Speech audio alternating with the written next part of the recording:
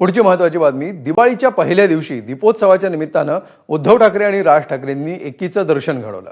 पण त्यांच्या राजकीय मनोमिलनाची घोषणा अजून बाकी आहे. असं असताना ठाकरेंच्या शिवसेनेचे खासदार संजय राऊत यांनी ठाण्यामध्ये ठाकरेंची सेना आणि मनसेच्या युतीची घोषणा करून टाकली आहे. इतकंच नव्हे तर ठाकरे बंधू विरोधकांच्या ठिकरे उडवतील असा इशाराही दिलाय. भाजपच्या अब की बार 70 पारच्या नाऱ्याला उत्तर देताना त्यांनी 75 पेक्षा अधिक जागा जिंकू असं म्हटलंय. त्यांच्या या दाव्याची शिंदेच्या शिवसेनेनं खिल्ली उडवली आहे. आम्ही आणि मनसे ठाण्यामध्ये लढणार आणि सत्तेवर येणार. आमचाही नारा 75 पार आहे. बोला, आमचाही नारा 75 पार. ते म्हणतात 70 पार. आमचा 75. आमचा 75. अहो, 2 ठाकरे आहेत ना, 2 ठाकरे सप्पे भारी. आव्हाड पण असणार का सोबत? बघा, ह्याच्यावर चर्चा होत राहील. हा सोबत आहे का, तो सोबत आहे का. या क्षणी 2 ठाकरे करणार सगळ्यांच्या ठिकऱ्या. तर राऊतांच्या वक्तव्यानंतर महायुती आणि मनसे नेत्यांनी काय म्हटलंय पाहूया.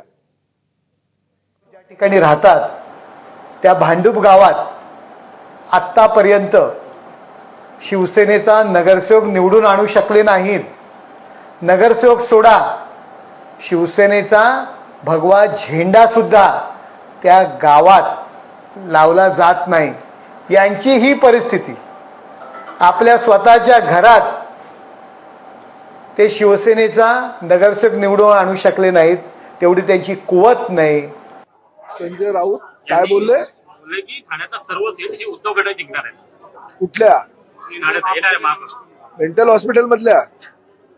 जरूर त्यांना ते स्वप्न पडत असतं रात्री. मेंटल हॉस्पिटल मधल्या जेवढ्या काही सीट आहेत त्या सगळ्या उभाटा गट जिंकणार आहे. संजय राऊत रोज नवीन नवीन घोषणा करतच असतात. विधानसभेलाही त्यांनी घोषणा केल्या होत्या.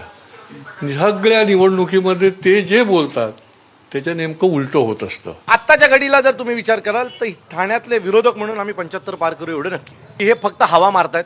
ह्यांच्यात हिंमत नाही आहे वेगवेगळी लढायची. आणि लढायची हिंमत असं माझं चॅलेंज आहे तुम्हा लोकांना की तुम्ही लढून दाखवा वेगवेगळे.